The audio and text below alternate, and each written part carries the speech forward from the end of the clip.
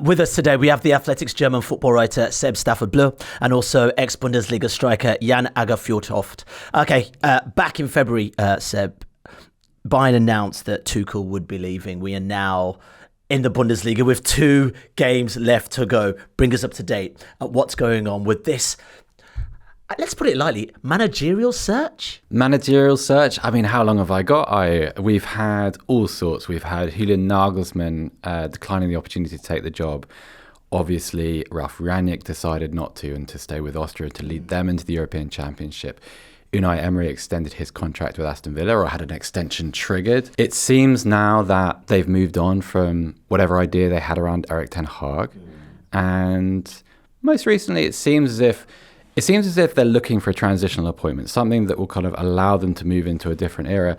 I think it's looking more and more likely that Hansi Flick will come back to the club, personally. And that's really, if we're bringing everyone up to date on what's been happening at Bayern, that doesn't even include the Champions League semi-final they're about to play against Real Madrid, the strange duopoly between their Bundesliga form and what they've been able to do in Europe, the storylines around Eric Dyer's performance in central defence, Harry Kane's contribution. What does the future hold for Leroy Sané, Leon Goretzka, Joshua Kimmich, Serge Gnabry? Even by Bayern Munich standards, quite a lot going on. Yeah, I mean, the Rangnick one was really fascinating because you felt like that looked like a really good fit for someone like him, obviously doing really great with the Austrian national team, a manager or a coach that's managed to unite fans and players. Looks like people are coming back to watch Austria. Sure. Exactly what Bayern needs, surely, uniting the club and the fans and the players. Yeah, they needed an architect. I think Bayern are between eras, that's very clear. They know they need a new team. I think the problem, and Rangnick was certainly really attracted to the opportunity at Bayern, and the more he spoke to people at the club, the more attracted to it he became. Ultimately, Ralf Rangnick is 65 years old. I think what made the difference was the rhythms of international football. He's incredibly popular in Austria. He's rejuvenated the national team. They're kind of surfing a wave of something close to euphoria. But also, if you get to coach a team 4 or 5 times a year in short bursts versus having to be on the training ground every single day, having to coach under the glare of the Bavarian media and the national media in Germany, these are 2 very, very different environments. And I can completely understand the appeal of Bayern, but also understand why Rangnick stayed. Yeah, and let's bring you in. Nagelsmann, Alonso, Emery, Rangnick was just spoken about. Saying no to Bayern Munich. I mean, this is one of the most dominating teams in the Champions League football, but also the biggest team in Germany. I mean, the optics aren't great. No, and that's why I think you have to understand the setup of Bayern, because if we try to understand what Bayern is all about, because there are people who want to coach Bayern. I mean, that's one of the most attractive jobs in international football. But now it's going into a comedy where there's always rejections, and the guy who will come in now will be alternative D or E on a good day. So you have to understand that Bayern is so much more than an English Premier League club. In an English Premier League club, the only guy you hear about is the manager. If he's good in the media, if he's good communicator, but it's the only one you got. Whatever happened with Super League or whatever, points deduction, all the owners, all the bureaucrats at the club, they're hiding behind the skirts of a manager. So that is, in Bayern, you got Max Eberl, who is the head of sport. Then you have Christoph Freund, who is kind of a sporting manager. Then you have Dresden, who is the CEO. You have Heiner, who is the president. Uli Hoeneß, who's been around since he was 27 in his job at Bayern, building the modern Bayern with Karl-Heinz Rummenigge. And all these people have more or less a media advisor except Uli Hoeneß. He doesn't have an advisor, and he just go on. And the last days, you only see now, they're playing, we are recording this in the middle of Wednesday, so they're playing tonight in the biggest game of the season against Real Madrid. And the last 2 days is all about Karl-Heinz Rummenigge, who's not even having an official job at the club, talking about how they're going to sort out things. The reason I say this is that when Ralf Rangnick will be approached by Bayern, we will think that, yeah, great fit for him. But the problem is also for Ralf Rangnick that he is one person in all these persons. So when he had Hoffenheim or Schalke or wherever he was building up a club. But all these roles are taken at Bayern. But I'm with you guys when you say that he felt that. I think he first said no, or I know he first said no, and then he warmed into it to take it because it's Bayern Munich, it's the biggest club. What can I do? I'm German, being at the best address in Germany. But at the end of the day, it was down to him thinking that the next 2 months or the next 1.5 months, then he had to have 2 jobs, being the Austrian national coach, and he had to make that transformation at Bayern. Having said that, I just want to add that Bayern is always in a transformation. They are that from Monday to Tuesday morning. So this is when they say they're going to change things at Bayern, they are changing Bayern from show to show at TV or whatever Bild Zeitung and Kicker is writing. I love that. I mean, I was going to ask you how big that rebuild is at Bayern, Seb, because you talked about Leroy Sané, for instance, and certain players. Who knows where they'll be going? But I mean, could you even say the rebuild even stems back to the back room of Bayern as well? Like, I mean, you look at teams now like the Arsenal, the Manchester United to a certain degree, having to really drag out the old regime to now think of more innovative, newer, more dynamic people to bring in. Perhaps Bayern are sort of cursed with this sort of tradition that sits at the club. Yeah, I think this actually gets to one of the issues at the heart of the matter, which is, and one of the reasons why I think they've had difficulty attracting a coaching candidate.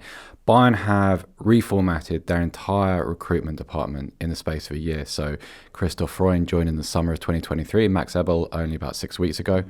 And so I think one of the issues is that tension between, right, so what does Ebel's influence at the club look like? Where does his influence end, and where does Uli Hoeneß, Karl-Heinz Rummenigge, where does their influence start? And so if you're a coach, if I was a coach now looking at that job, I'd want to see, right, how does this club perform in a transfer window? Who's making the decisions? What is the overriding philosophy? Is it being driven by a kind of a Red Bull recruiting model, which you'd think it would with Max Ebel's history, Christoph Freund obviously coming from RB Salzburg. So you want to see first, and you want to see the dimensions of this thing sketched out properly before you commit yourself to the project. And I think a lot of those things which are happening in the background are good. I like the Freund appointment. I really like Ebel coming in. I like what these people represent. I like that Jochen Sauer, the head of the academy, another former Red Bull person. So you have that kind of triangle of not triangle of power, but all these little synergies within the club. I still want to see how it functions. And if you're the kind of coach who's attracted to Bayern Munich or who attracts Bayern Munich's interest, you have a reputation on your line. And let me just say that again. You have your reputation on the line, and you have to operate on a very, very bright stage. I want to know the conditions under which I'm working before I go there. And I think that's part of this issue here. Jan, have the goalposts been moved in terms of the level in which Bayern are looking for a manager? I mean, Xabi Alonso, still unbeaten this season.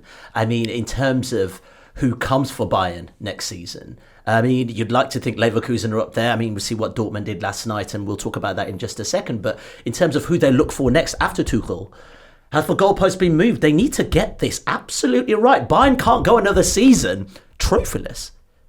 Well, it's an interesting question because you're talking about Alonso. You know, the guy that has only been a coach for 1.5 years. So it's depending on how you kind of move the goalpost. Well, the thing is with Bayern is that there are always in a balance of their history and that La Famiglia kind of feeling.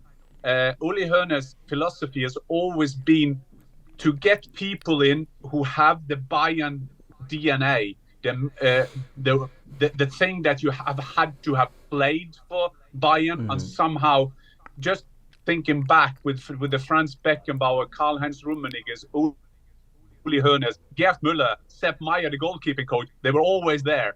Coming into a new stage now, the exceptions be Hitzfeld and Heinkes, who were very popular and successful with them. But you always see Niko Kovac, he had played there, he was the coach there. Yeah, and Felix Magath was the exception as well, when he had 2 doubles in a row. But you have Niko Kovac, then you said the new CEO need to be a former Bayern player. So that was Oliver Kahn. Then you met Salahamidzic, the sporting director.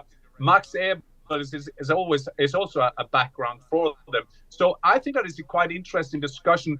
Where do you look for a new coach? And you've seen that with Manchester United. You've seen that we see it now with Liverpool. Where do you go from the guy you having? Do you look for a similar kind of coach?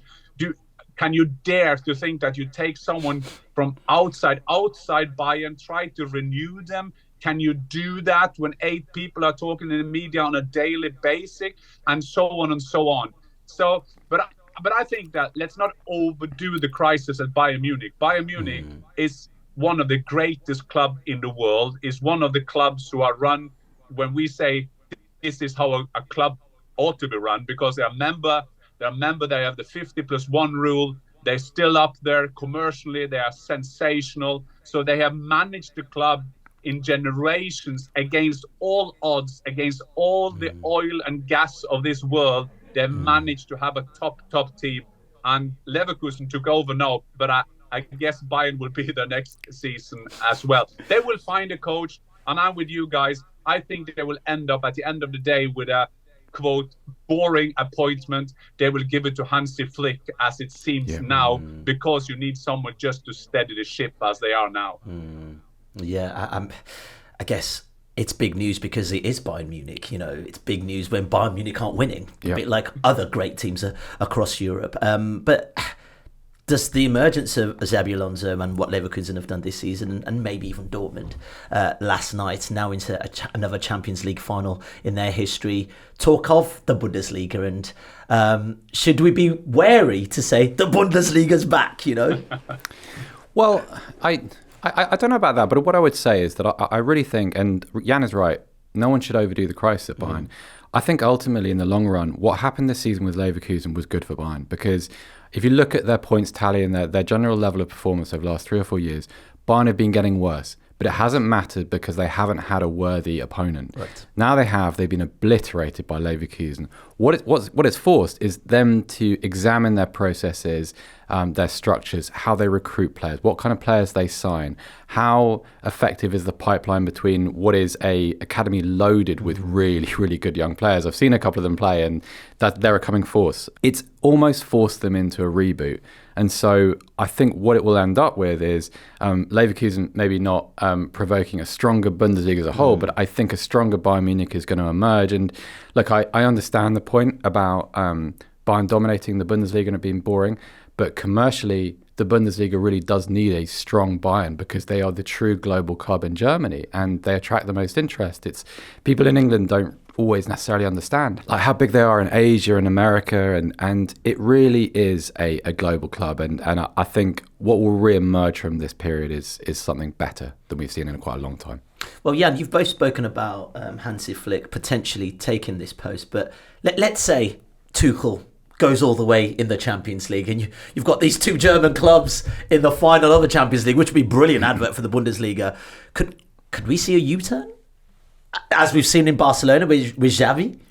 I said a week ago, I think that Tuchel will have them ask him, "Can you do the job?" and then he will reject them. And I swear to God, I think maybe Tuchel, I know he's capable of doing that. But it's quite interesting. Because I have the privilege of have 2 lovers, and that's Bundesliga and the Premier League. And it's I thought this was going somewhere else then. Yeah, I would not go there. I don't have the privilege for that. But I will. No. So I always see this Farmers League thing going on, and if you see your football, and you can always it's difficult to compare leagues anyway. But I think that it's also good for English football that they see what's going on in the Bundesliga now, because there's a lot of great work being done there.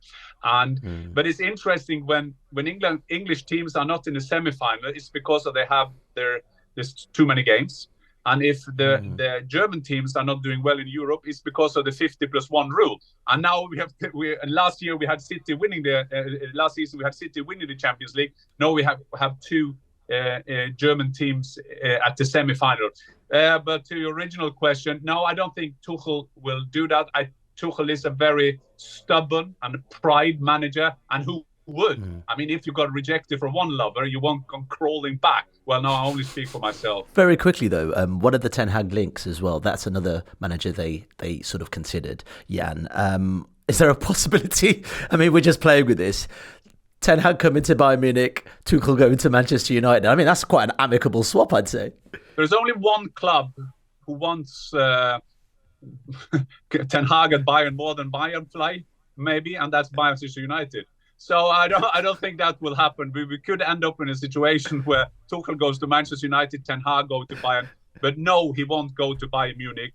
And yes, he was on the list because he was there when Pep Guardiola was there doing his second team and so on. So he was on the list, but that list must be the biggest list in the history of football if you listen only to German journalists, because they're everybody on the list now. They had a survey in Bild-Zeitung the other day. It was 23 names. 23 names. I do think that Max Eberl and Christoph Freund are two of the best ones in the business.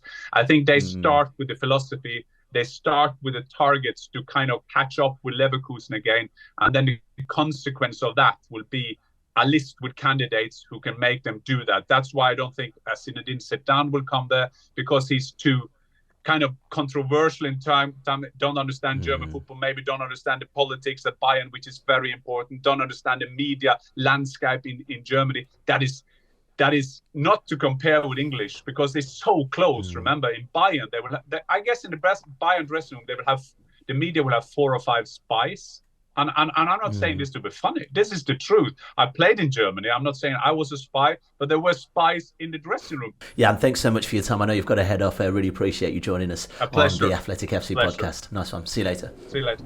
Yes, we jokingly spoke about Ten Hag, obviously, because he was linked with a lot of other names that potentially could take over at Bayern Munich, which really got us really thinking about this sort of scarcity of top managers, especially in this age of football, right? Jack Pitbrook last week wrote a brilliant article talking about how seemingly scarce the number of top level coaches are, especially the ones that would go to big clubs like Bayern Munich. Is there a shortage? Is there a dearth of really top managers out there that could just slip into this job? Because as we're seeing, this appointment for a new manager for Bayern Munich has not been easy. Yeah, I think a couple of things are happening here. I think, first of all, the previous era got us used to the idea that you'd always have these high priests at the top of the game. You'd always have Guardiola, a Mourinho, a Conte, all of these people, and they would people of that stature would just be able to rotate into jobs of a scale that suited them. I think that period is gone. I think for various reasons, obviously Guardiola has held this position in the past. Mourinho and Conte completely unsuited to, with their temperament, to working for Bayern Munich and the politics that Jan mentioned. I think what's interesting is you don't have a kind of a coming generation of coaches who could potentially gravitate towards this sort of role. They had a go at employing one. Julian Nagelsmann was obviously kind of representative, emblematic really of the kind of the next generation. Didn't work out. But you look around Europe and it's not necessarily a lack of coaching ability, because there are very talented coaches working everywhere. It's profile. And I feel like when you talk about a club like Bayern Munich, you're almost talking about a certain level of celebrity. You're not really talking about ability. You're like, if I was to construct a Bayern Munich team, I don't know, Paulo Fonseca would do a good job with his football and the young players they have coming through at Bayern Munich, or you could do lots of interesting things with lots of different interesting coaches, but you're talking about statesmen. When you think of people who have succeeded at Bayern in the past, think of someone like Jupp Heynckes, right? They are statesmen of the game. They are people with a certain gravity around them. And there is a bit of a dearth of that sort of personality now, and I think that's the problem we're dealing with. Yeah, I mean, look at someone like Unai Emery, for instance, who's at Aston Villa, and even Xabi Alonso to a certain degree. Is it okay just to say, actually, some of these managers are just happy where they are? Unai Emery's growing influence, at Aston Villa, they're investing in his hometown. Xabi Alonso, he's just kind of figuring it out. This is an anomaly season for a lot of managers. Can we just say, do you know what? They're actually happy. Yes, buy might be tempting, but they seem to have a bit more control where they're at. It's the value of their situation. So like there are two different situations there. Like Emery is really interesting because essentially Villa have built the club out around him. They've got a huge coaching staff just handpicked by him. There's a lot of Spanish. He's very close to the club's sporting director and also Monchi. I think we're describing two different situations, but also the value of, as a coach, being in an optimal environment. So Emery's interesting because Villa have essentially built out their sporting structure around him. Emery's got a huge Spanish-speaking coaching staff. It's about 24 different employees. He's very close to the sporting director and also to Monchi, who's the president of football operations. Work together at Seville, obviously. And Alonso in Leverkusen, again, you're seeing a lot of the same patterns. So his working relationship with Fernando Cara and Simon Rolfs, who are the CEO and the board director of sport respectively, very, very strong, communicate all the time. They're extremely close. And I think when you don't have that, like modern football punishes you, this is not the era where you can just be a manager at a club and you're kind of king of your kingdom. You are an employee and you're only ever as good as how much alignment you benefit from. And so for Emery, looking at like Bayern Munich are not going to bend to employ 20 different members of staff for Unai Emery. Alonso is a year and a half into senior management, has a situation which is enormously profitable, a young team that's only getting better. And he looks over and sees Bayern Munich are a huge club, much, much bigger than Leverkusen. But he also sees, hey, difficult political situations. You've got to move on players. Do they have the infrastructure that's necessary to accommodate those changes?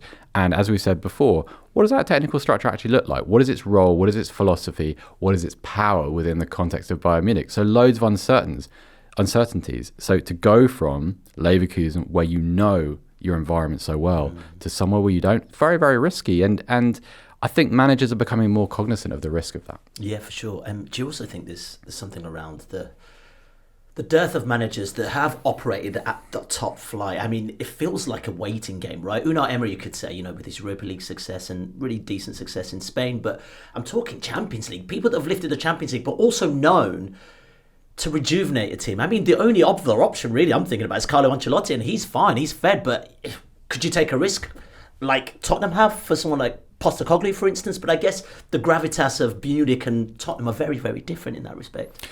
100%. Media focus, size of the club, expectation, patience, completely different worlds.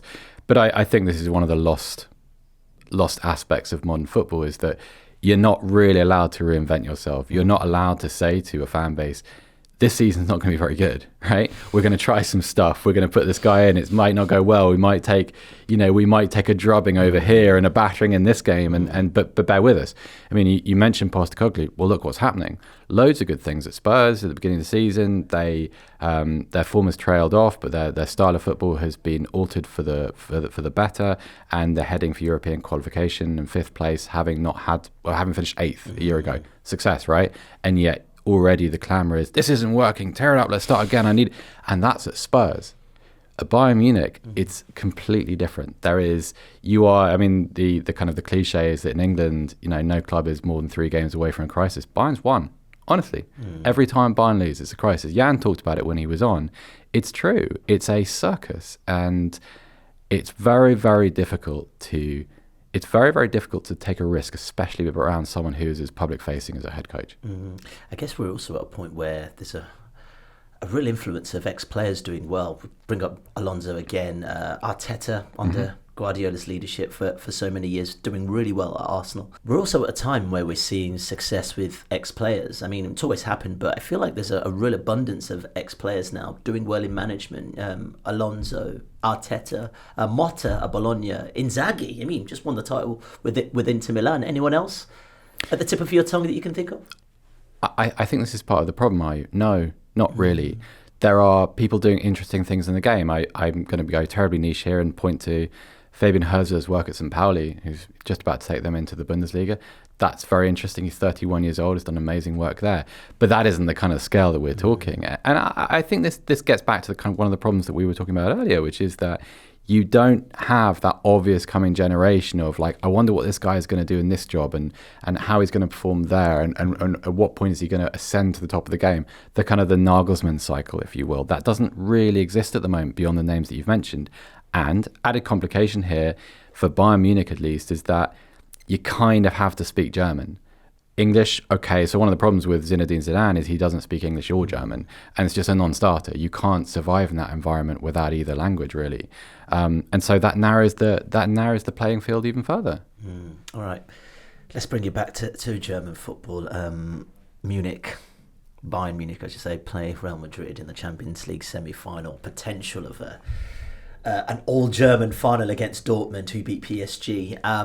What have you made of Dortmund's journey up until this point? Because I think very similar to Bayern Munich, league form and European form are so different.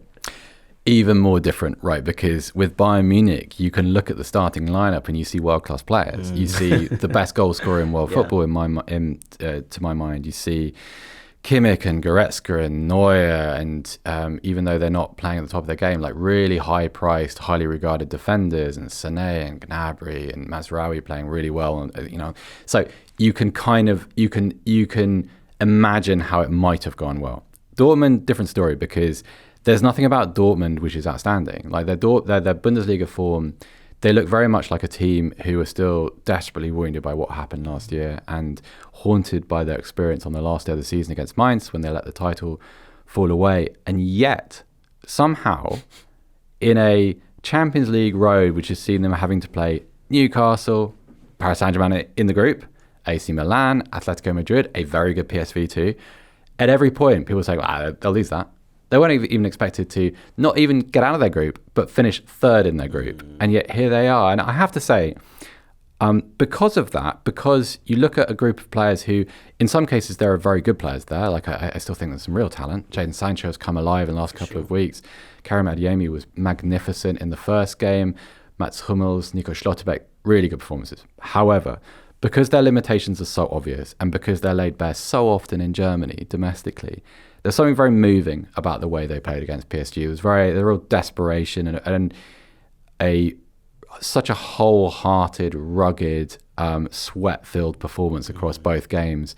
And I think it was something that football needed. I remember immediately after the game finished on Tuesday night, people talking about, but PSG missed loads of chances and they had lots of shots and they hit the bar like a million times. I don't care. Doesn't matter. Who won the game? Right? But who won the game? But also, like, football as entertainment, as spectacle, is based on this idea that it's not always going to finish exactly as it should. And into that mix come this weird Dortmund side who, like, nobody, even now, like, describing them as a Champions League finalist is kind of absurd because they're not good enough to be there. But somehow they have been. And it reminds me a little bit of that run that Tottenham went on in 2019. It's doesn't quite have the same optics to it, but that similar sort of out of place, this is a bit weird, but because it's a bit weird, it's really wonderful. And yeah, I've loved watching Dortmund. I've hated watching them in the Bundesliga because they've so often been less than themselves. Right. In Champions League, it's just, what a fairy tale. Yeah. And in the genuine sense, not in the cliche what a fairy tale. Genuinely, a magical story, because look at Marco Reus standing next to BVB's Capo in the Parc des Princes last night, or Mats Hummels, 35-year-old Mats Hummels, he's almost as old as I am, playing like he's 25 again, like he looked like the player he was in 2014 in the World Cup. Amazing. Yeah, I mean, this is why we all love the game, and I'm sure a few of those Tottenham fans and also England fans will be hoping to see Harry Kane in a Champions League final. Seb, thanks so much for your time, and of course Jan as well, who left a little earlier. And also, do not forget to rate and review the podcast. Thank you so much for listening. We are back tomorrow. If you want to watch more episodes of the show, please subscribe to the channel. We'll be joined by the likes of David Ornstein, Matt Slater, Adam Crafton, Carl Anker, and plenty more through the season. If you'd like to listen to the episodes in full in audio form, search The Athletic FC wherever you get your podcasts from.